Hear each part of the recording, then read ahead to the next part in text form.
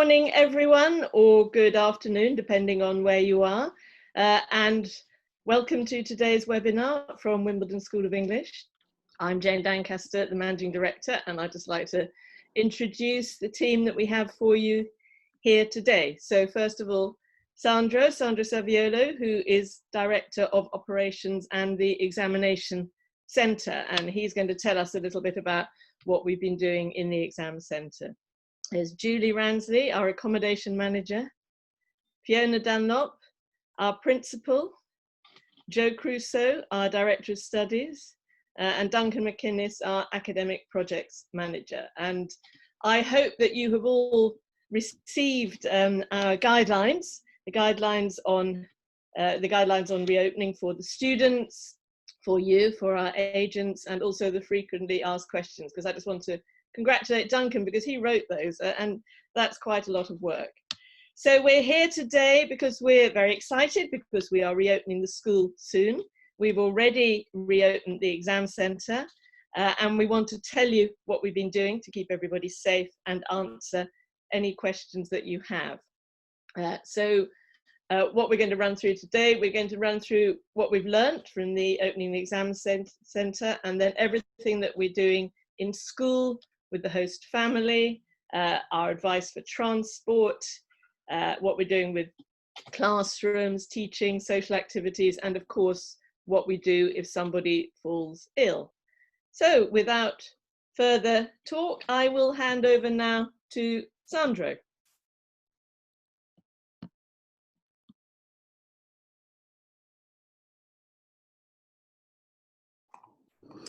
Good morning, everyone. My name is Sandro Saviolo. I'm the Operation Director of Wimbledon School of English and the Exam Centre, as Jen mentioned.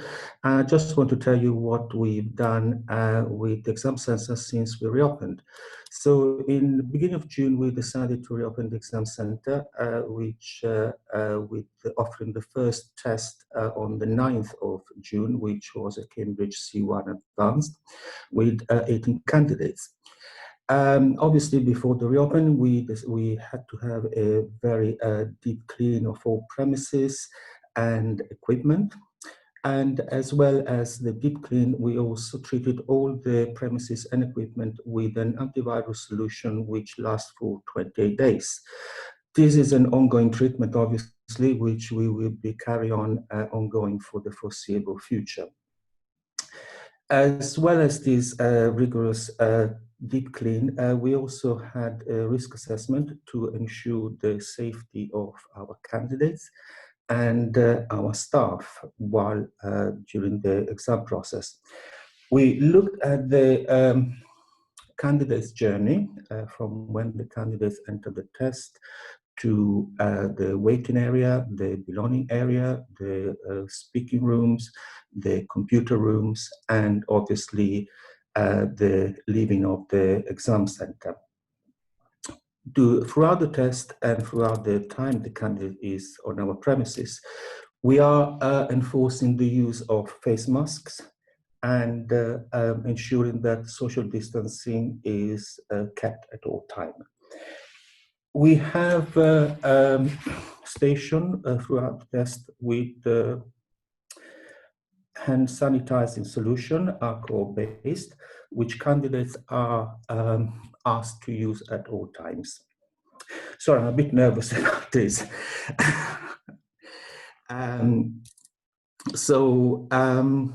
Our staff is wearing face shields throughout the day, which allows them to maintain a closer position with the candidates. So we have,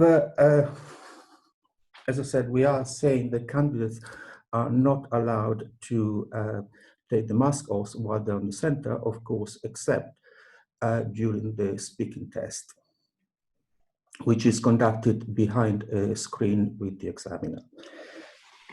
So,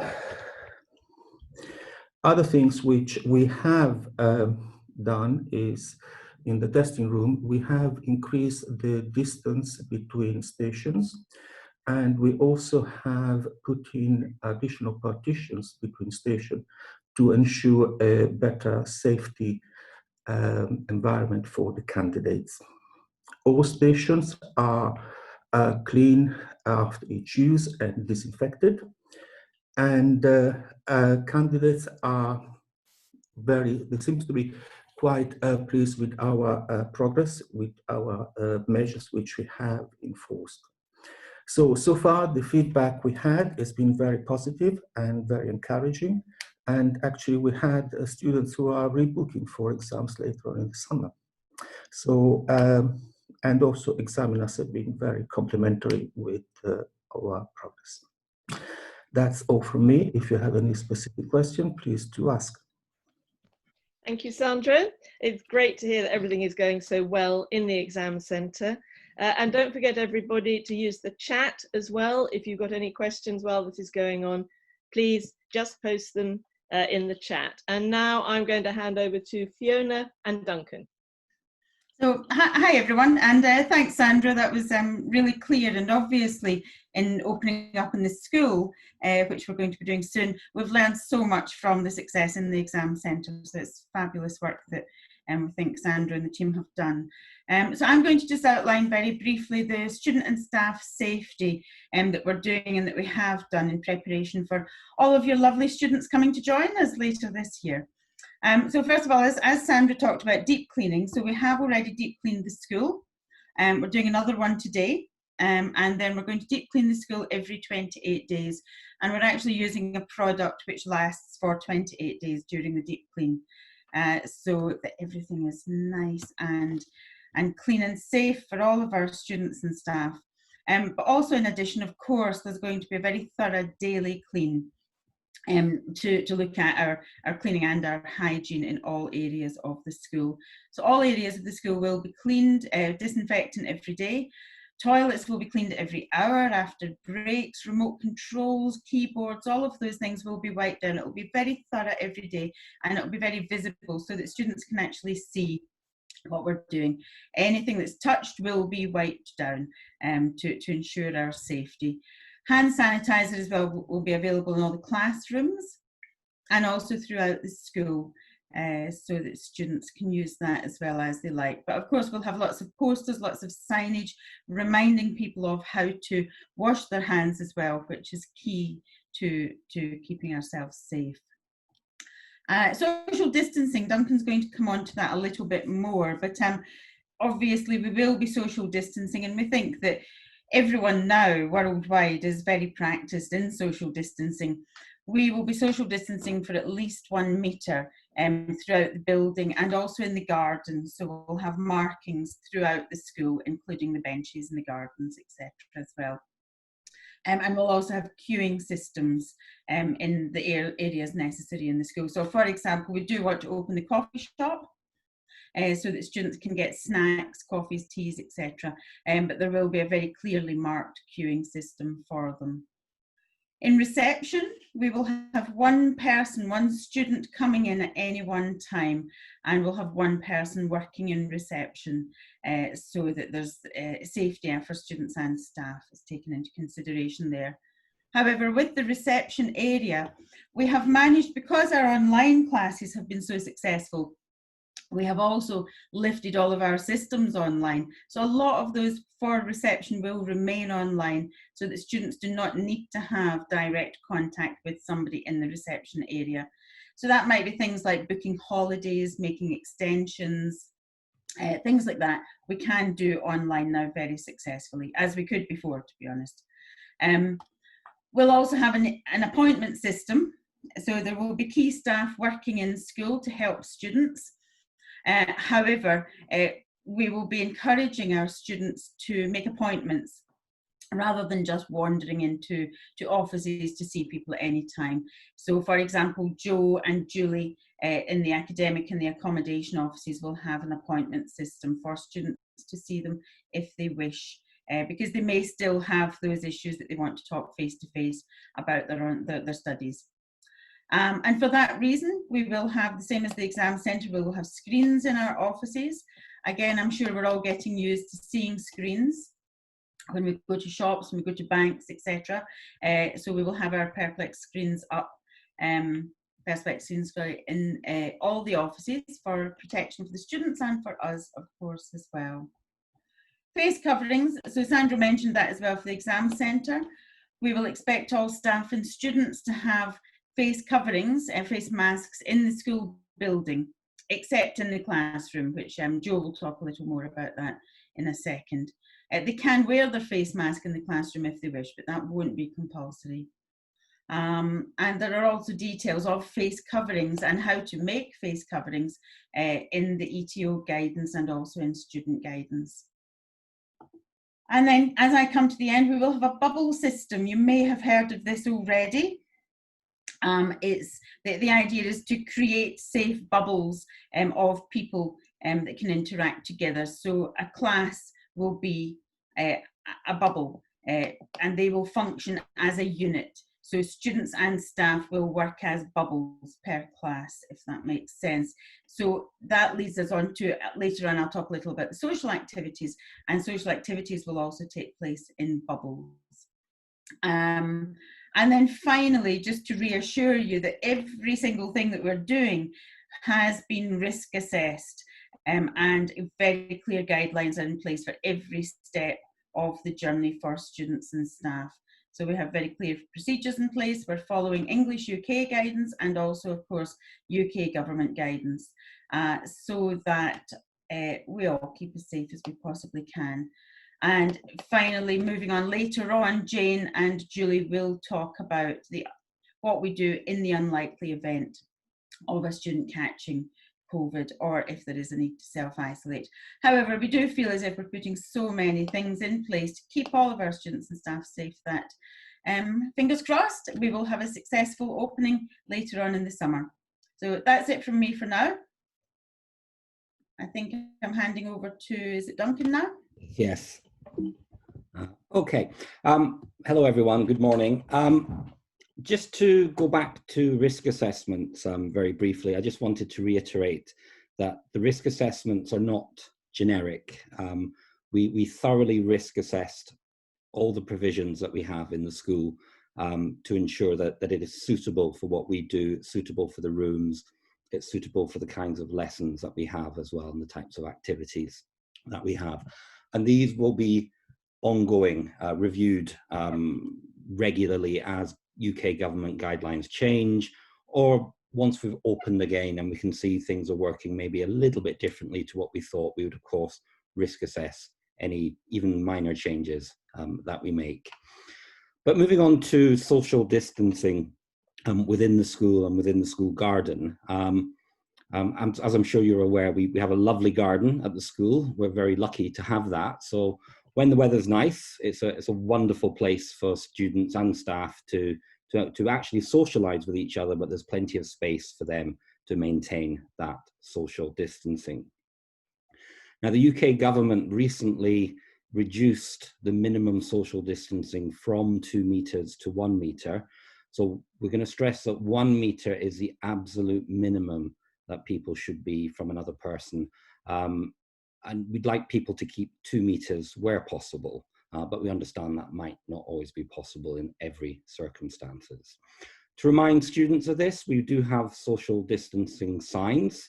Some will be on the walls to remind students of this, and there are some stickers on the floor as well, reminding students that they need to social distance.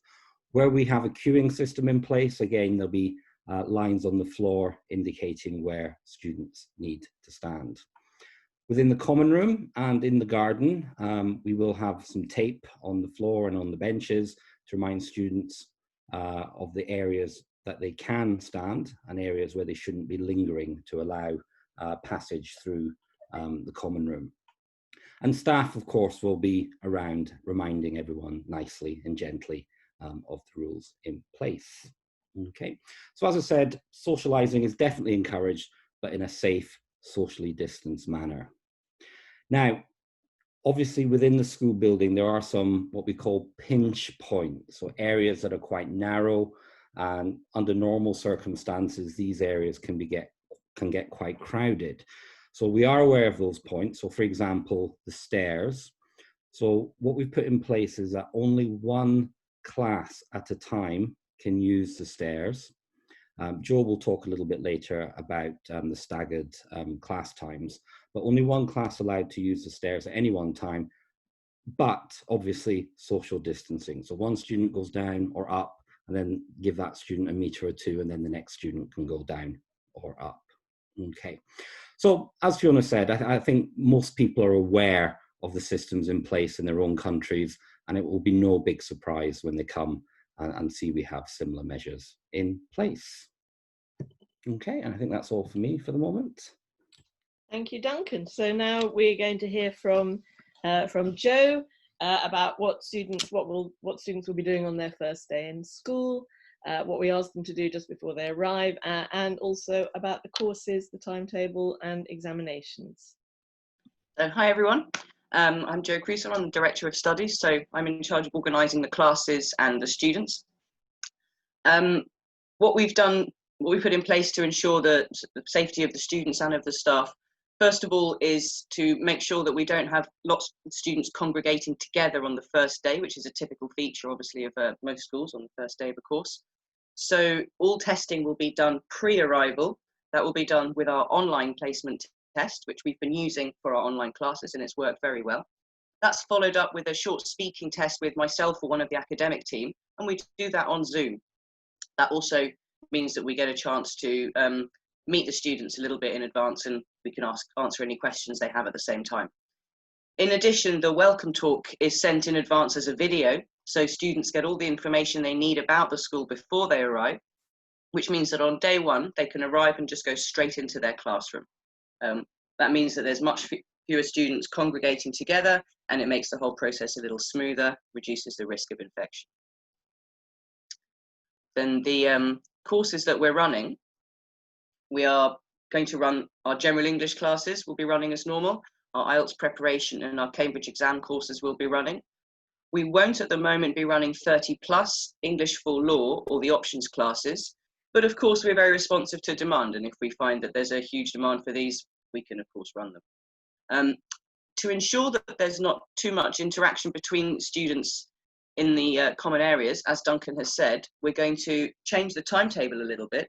So classes will start and end with a staggered timetable. That's about a 5 to 10 minute interval. And this ensures that students aren't congregating on the stairs or in the common areas, and means that there are fewer people walking around the school at any one time, which means that social distancing is a lot easier to maintain. This means that break times and lunch times will also be staggered, so there are not too many people together. Of course, students can still socialise outside of class as long as they keep distant and keep within the small numbers of students meeting together. Within class, as Fiona's already mentioned, we're going to operate a bubble system. So this means that the students within one class will be what we call a bubble, and they are able to interact with each other without necessarily needing to wear masks. So within the classroom, the students will not be obliged to wear masks. We feel that that will really facilitate communication. It makes it much easier for the students and the teachers to understand each other. And of course, as we've already said, they'll be maintaining social distance at all times. So to make sure that's happening, we have a maximum of 8 students per class. We've rearranged all the furniture, of course, so that they're not going to be sitting too close to each other. Each student will have an allocated desk, and that's their desk with their name on it, and they won't sit anywhere else. No other students will sit at their desk. Each classroom will be allocated to one class, so only the students from that class will be entering the classroom. And each class will only have one teacher. That's a slight change to our normal timetable. Again, this is to minimise cross-class infection. Social distancing will be practiced in class, but of course we still have communicative classes. They will still be doing speaking practice, they'll still be doing group activities, but the activities will be adapted by the teachers to ensure that social distancing is maintained. Another way we're trying to maintain the safety is by minimising any handouts, so anything physical that goes between the teachers and students. So each student will receive their course book, and that will be the main basis of the course.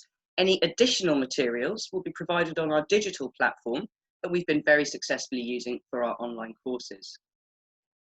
If the worst happens and a student has to self-isolate, either because they have symptoms or because they've been in contact with someone who has symptoms, they will still be able to follow their classes online as well, and will be able to take classes online if that becomes necessary. As we mentioned, the class times will be changing partly to ensure that the staggered system means that there's less interaction within the school, but also so that students are not travelling during rush hour when there are a lot of other people on the street. So we'll try and make sure the students travel at a slightly quieter time when they're coming to class. We're also going to try and make sure that we have as much ventilation as possible. So windows will be open, as far as possible classroom doors will be open where fire safety allows this, of course, so that we can maximise the amount of ventilation. And I think that's all the key points about the classes. Of course, if you have any questions about this, please feel free to ask. And the main thing we really want to do is make sure that students still have the Wimbledon experience, that they still feel they're part of a community, that they're part of a class. So the class bubble is really quite important, that they're able to maintain this kind of community within their classes and with their teacher. Thank you very much, Joe. I'm just going to add a couple of things there because of questions that we have had recently. So we will also be running the full-time OET courses because our medical courses are even more relevant at the moment. And you might or might not know that we're offering a discount at the moment on our part-time OET online medical courses for practicing medical staff. Also, as the exam centre is running, of course, if students want to take an exam such as IELTS or Cambridge, they can still take the exams here in school. So they get the complete package, they get the course and the exam as normal. And just one more thing about the options classes. We won't be running the options classes because we do not want students to be moving between two different groups. That's why for the autumn we're not running the options, so that the students just stay in their main class group. This is to keep that one bubble safe. But if students want options classes and there is a demand, we can offer options classes to them after class online. And our normal online classes that we're running now will continue this autumn. So if you have clients that don't want to come to the UK yet, that still don't feel quite ready to travel, they can continue with the online Wimbledon experience, for which we're getting the most amazing feedback. I have to say, so many of our students are saying how surprised they are, how great it is. And the young learners, they're all saying it's not like our online school teaching, it's completely different and much more exciting. So, sorry, enough of that. That's not why we're here today. I'm now going to hand over to Julie, who will talk about accommodation, travelling and commuting. Hello everybody, I'm Julie, the accommodation manager.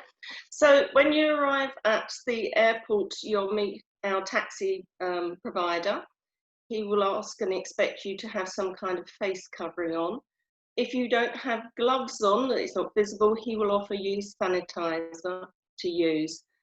He will be wearing a face mask and he will have gloves on.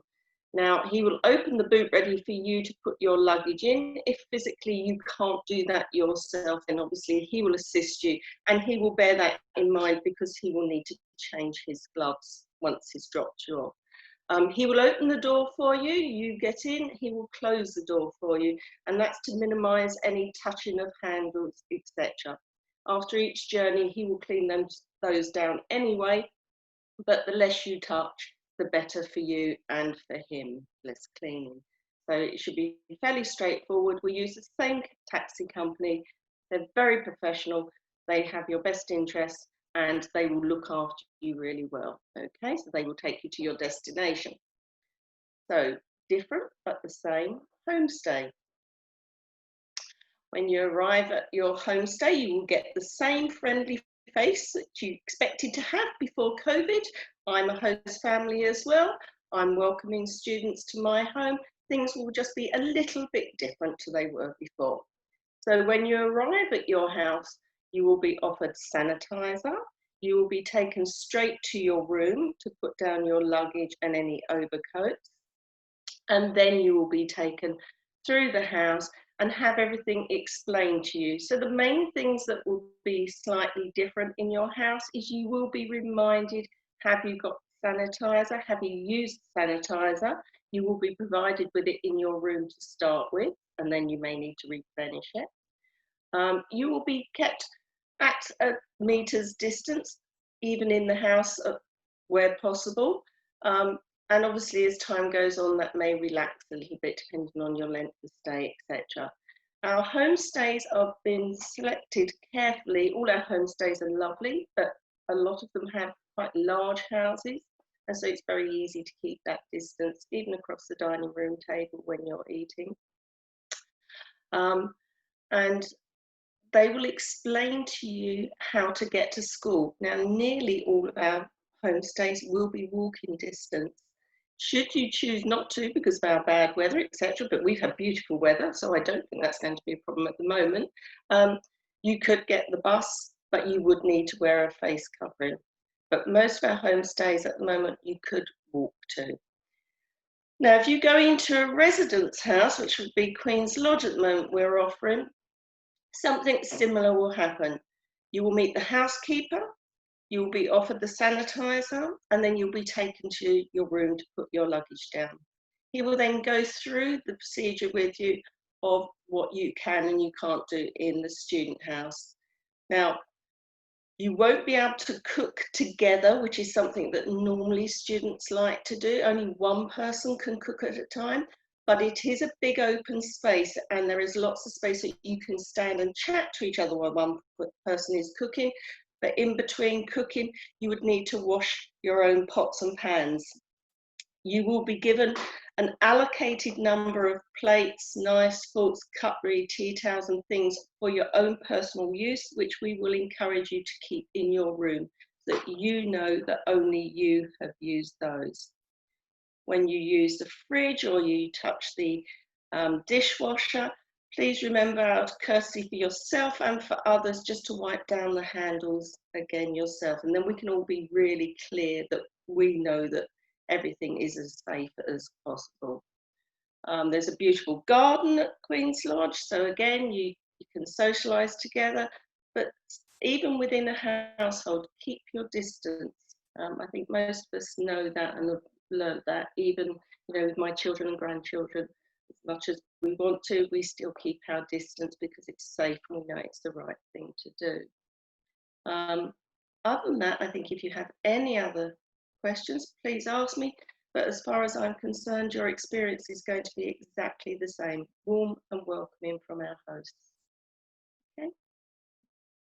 Thank you, Julie.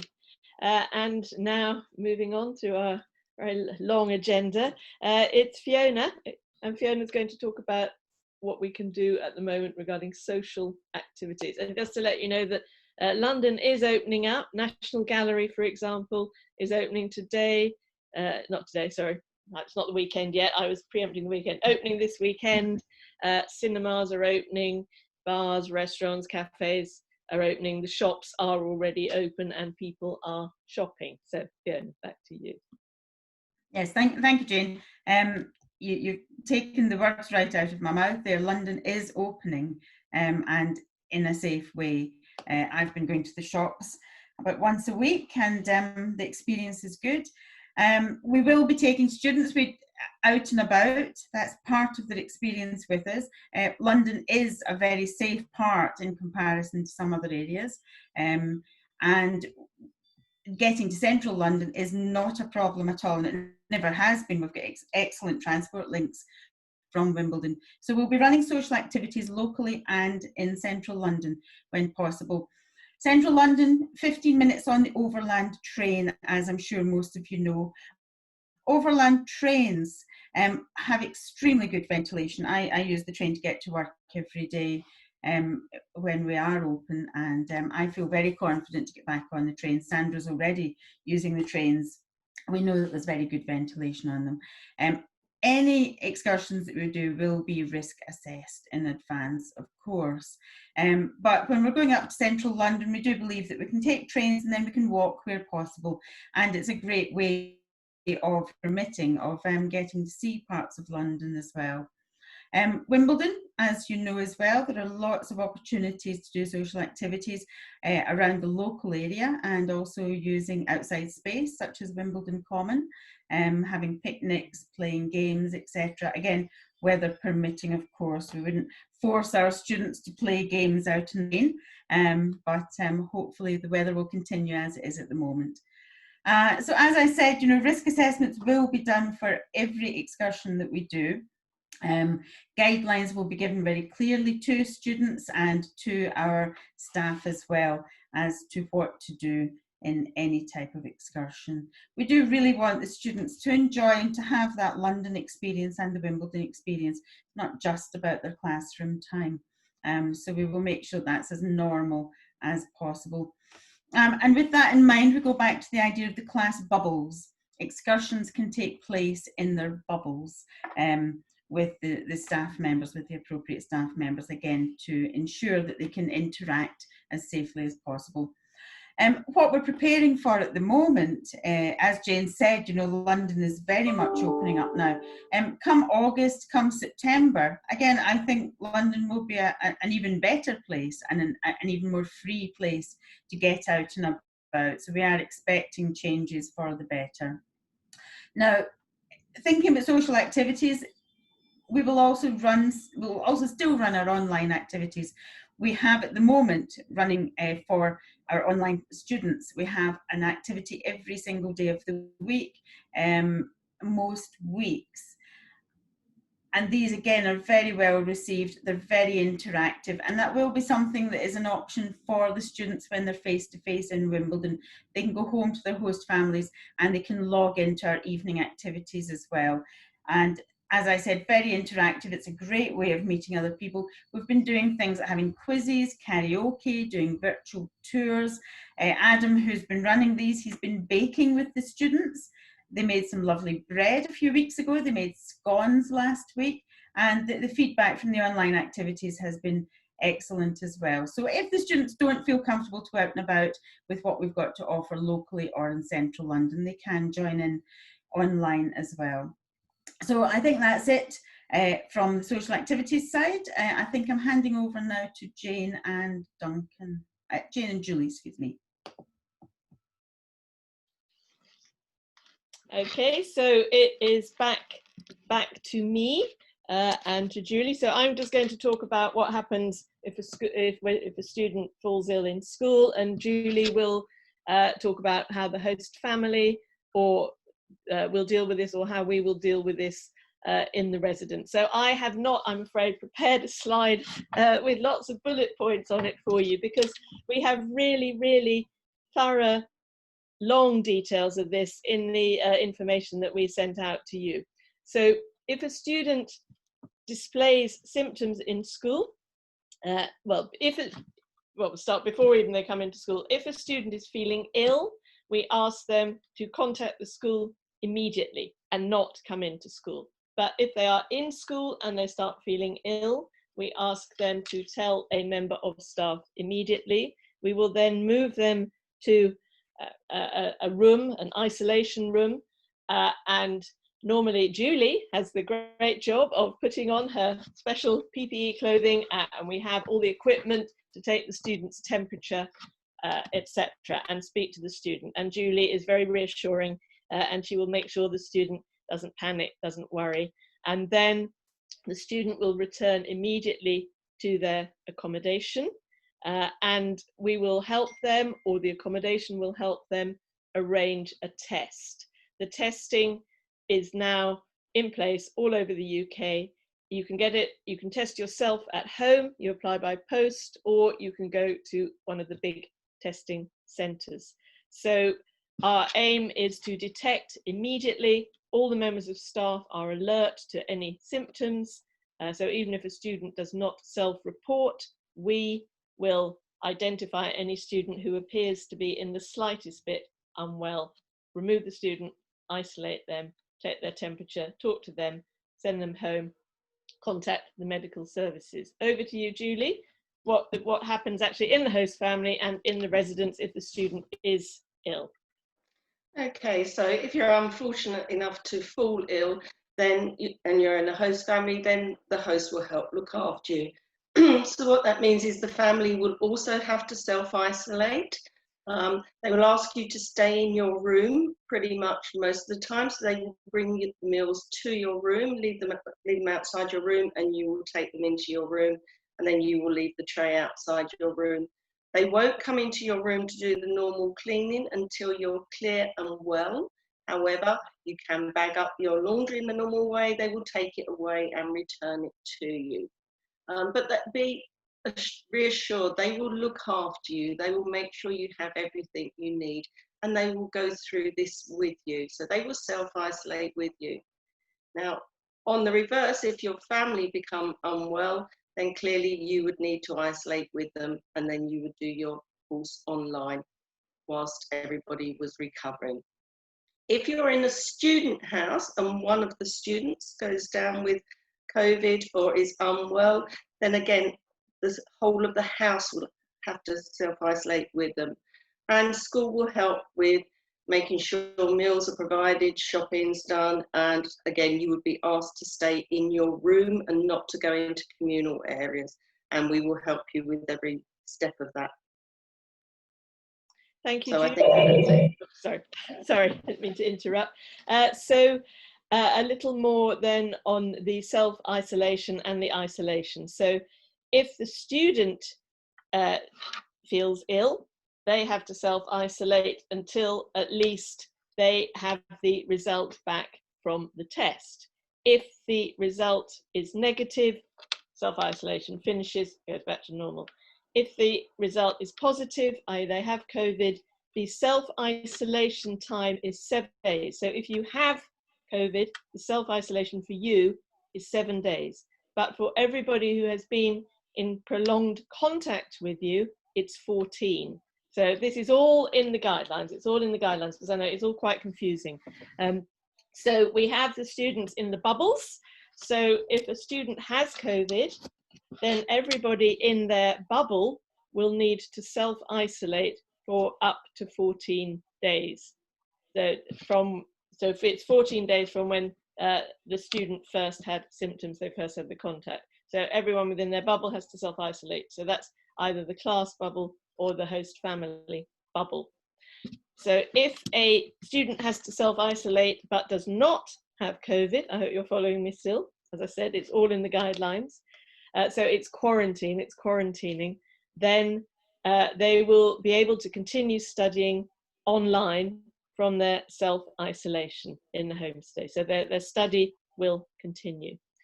If they are due to return home, but they are in this 14-day, up to 14-day quarantine, they need to remain in the UK, remain with their home state, remain in the accommodation.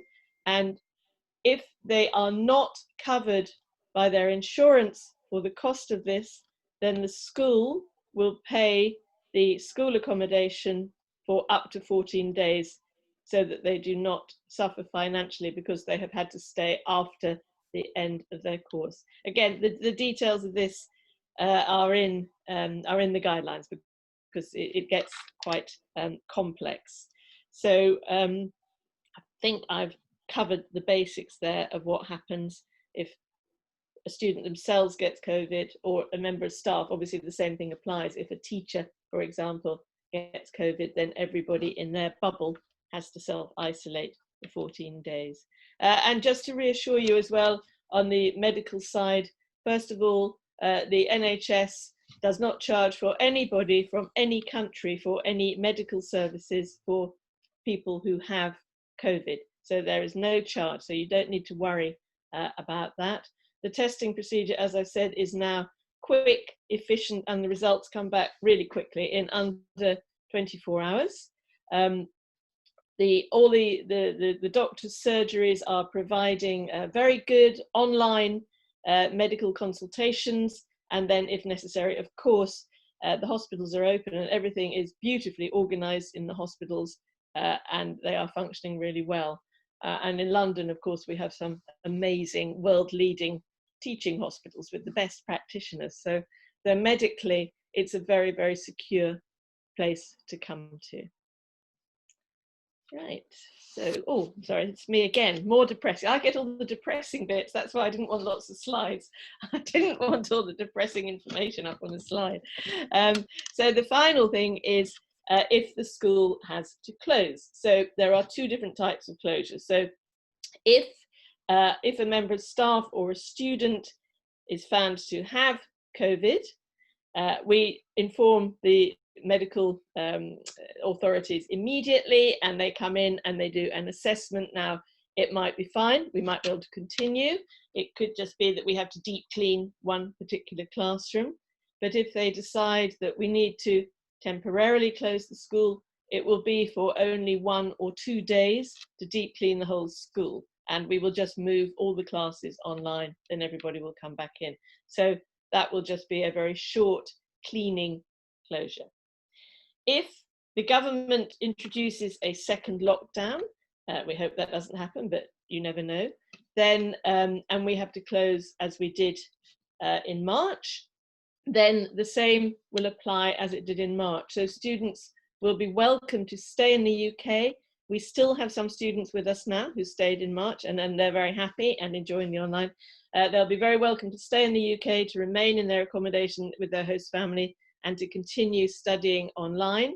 They will be welcome to go back home and continue studying online. If they choose not to continue studying online, then we will give them a credit voucher that is valid for 2 years from the date of closure. Again, all of these details to do with refunds, etc., are in the guidelines that we sent you, and those are very important. One small thing about any refunds: we do not refund the bank charges, but we refund everything else. So that is, I think, if anyone else wants to chip in anything that we have missed out on the guidelines, just unmute yourselves and say if I've missed any details. So Fiona, I can't think yeah. of anything. It's really to see if anyone's got any questions. Now, I think you covered that beautifully, Jane. So while we're waiting for any questions, I just want to say that this morning, you might or might know that the UK government has announced that they have lifted the quarantine for Spain, France, and Italy, and they are announcing a further, I believe, 50 countries later today. I think they got that one in at breakfast because actually the British are desperate to go to Europe on holiday. So this is for the British, or actually this is, I think, for England at the moment. So the English public, to cheer them up on a Friday, they might be able to go for their holiday in Spain or France. So we're expecting the correct proper information on which countries the quarantine will be lifted on later today. So your students should be able to come over to the UK, or most of your students should be able to come over to the UK fairly soon. Now, our official opening day is at the beginning of September. However, we are ready to go now. So if you have clients that want to study in August, we will open up and run general English and IELTS programs in August for a small number of clients. We're ready to go. The host families are ready to go. The cleaning and so on has all been happening already. So do tell us if you've got people that want to come, if you want us to open. We will open happily in August in a small way with the official date, with all the main courses still being September. So general English, IELTS, and of course the exam centre is open. They can take their exams. So do we have any? We have no questions. Unbelievable. Normally, I think what I would add there is that we do expect students to be a bit wary to start with, and please be assured that we are all available on any kind of medium, whether it's Skype or Zoom. We can talk to your students, we can talk to you with your students, to reassure them and to let them know of all the procedures that we're putting in place. And so if you do have any questions that come up later as well, of course, most of you know many of us, just email whoever it is. Oh, I've got a question from Laura, there's one coming in. So do email your questions into us as well. I've got 2 siblings. How can I manage with the 14-year-old with the school? We are not opening up for juniors this summer, unfortunately. So much as we would love to have your students, Sarah, we can only take the 17-year-old actually, because we're not running the junior summer camp. But I do recommend our online junior summer camp, which is going really well and really popular. And your 14-year-old is old enough, or they're both old enough, to do the Young Leaders program if their English language level is good enough. Yes, it is a pity. I'm really sorry. Next year will be with us before we know it. Next summer. Okay. or any more? So there's a couple of things in Q&A. A great idea to make a homestay video about the new rules. That is a brilliant idea. Thank you, Milena. I think that's a really nice idea. We've already been talking about making little video clips just to show, you know, what the UK looks like now, what London looks like, what Wimbledon looks like, what travelling looks like. So yes, well, Julie's one of our great homestay hosts, so perhaps we can do a little video of Julie. Thank you very much for that. How many students are still studying online? I'm going to hand that one over to Joe. I can take that one. We have approximately 50 students studying online with us at the moment per week. Oh, excellent. That's good numbers. And if we can add, those are new students. Those are not our existing students from before lockdown. And it's the feedback is incredible, isn't it, Joe? It's so good. So many of the students have been really positively surprised by online classes, and most of them have extended their courses. So they may only book for 1 or 2 weeks because they're not really sure. The vast majority of those students are extending their courses and staying for several weeks with us because they're enjoying it so much, and it's a new way to study for them. So really, really positive feedback, and yeah, excellent work all round on that. Yeah, remember we have if you don't know already, we have a sample lesson running every Thursday if you want to join us, so that you have a better idea of what your students would participate in if they do sign up for online classes. Okay, and we've got a question from Anita. Hi, Anita. Hope everything's okay down in Israel. Can a student get access to eWimbledon? Joe, can you see this question? It's in the Q&A section. Can a student get access to eWimbledon without booking an online course? Client interested in online IELTS, but he's working and not available. I think that's not possible, Joe. So students have to be enrolled with us to have access to eWimbledon because it's a supplementary part of our program. It's not a course in itself because our courses are very much live online classes with the teacher. However, if he's not available during the hours that the classes run, of course we do have very flexible one-to-one classes, which we could arrange at a time that suits you. And we can provide also a lot of online support for IELTS. So there's definitely something we can do, even if your students are not available at our scheduled, timetabled class times for online classes. Yeah, so even if he just does 1 or 2 one-to-one classes a week, then he will get the access to eWimbledon. So it's a win-win situation. Yeah, absolutely right. Right, any more?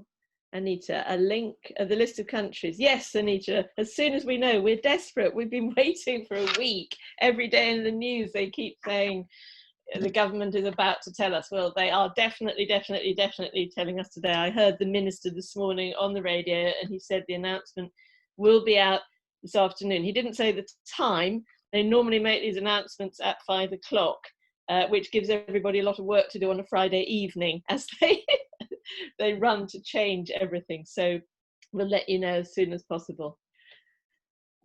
Any other questions? Anita. Oh, Anita, what hours? Joe, what hours can we offer? He's not available after 12 noon UK time. Well, we can do mornings, can't we? Yes, so our IELTS classes at the moment run from 9 a.m. to 12:55 a.m. Well, 5 p.m. I guess, UK time. Our general English classes, however, do finish at 12 noon. So he could join a general English class, or alternatively, of course, he could do one-to-one classes at pretty much any time, really, from 8:30 onwards until obviously 12. So yeah, we can easily adjust our hours to suit. But yes, our general English classes run from 9:15 till 12 noon UK time. Okay, and the next question, what do we think about 14 days quarantine for future students? Well, it depends on which country they're coming from. So we now know that if they're coming from France, Spain or Italy, there is no quarantine. As we just mentioned, there are about 50 other countries where there will be no quarantine. So as you are called anonymous attendee, I can't advise on your country. So we will let you know as soon as we have any information. We will send that out to all our agents on the quarantine. Hi, Mickey. Hey, Mickey, lovely to hear from you. Any students at homestay? Yes, we have some students in homestay now. Julie? Sorry about that. Yes, we do. We've got 4 in homestays. I went to see 2 of them yesterday, and I'm going to see 2 of them today. They're really happy. They're glad that they did stay on. They took the decision, some of them, not to go back. They chose not to go back, and they're very happy with what they're doing, and they've adapted like we have. You know, it's different. It's the same but different. The experience is the same. One girl I went to see yesterday, she changed families. She went from her own, well, she went from her own accommodation into a family 2 weeks ago. Her English speaking has improved so much. I was surprised because I speak to her every day every week on the telephone, but I decided to go and see her yesterday and have a face-to-face conversation with her. And she was confident, she was smiley, she was very happy. Her family came out to talk to me. It was really, really nice to see them just all together and so relaxed, really having a great time. Good to hear. So yes, as I said, we do still have students here with us in Wimbledon, which is wonderful. Any more questions from anybody? No? Well, if you enjoyed this, you do have the chance to come again this afternoon. We're running the same webinar, or if any of your colleagues are around and you think it would be useful for them and the time is okay in your time zone, we are repeating this. But if not, the recording will be available and Greg will be sending the recording out to all of you. So I'm just checking. Oh, a bit more about one final question from Anne. A bit more about the staggered class times. Joe, what kind of staggering are you thinking? Hi there. Yeah, so we're in the process of working this out, obviously, because it's quite a big job. But we're anticipating 5 to 10 minute gaps between class breaks. So let's say one class goes in at, for example, 9:30. The next class would start possibly at 9:40, so that then when they're coming in and out of class, they're not passing each other in the corridors and on the pinch points, as Duncan mentioned. So approximately 5 to 10 minutes between class start times is what we're looking at the moment. But as I said, this is very much in development. Okay, just going back to check. All right. Any more questions from anybody? No. All right. So. Okay, so I think that's it for today. It's goodbye from all of us. Oh, hang on, new message coming in. Oh no, it's Joe and Fiona chatting on the chat.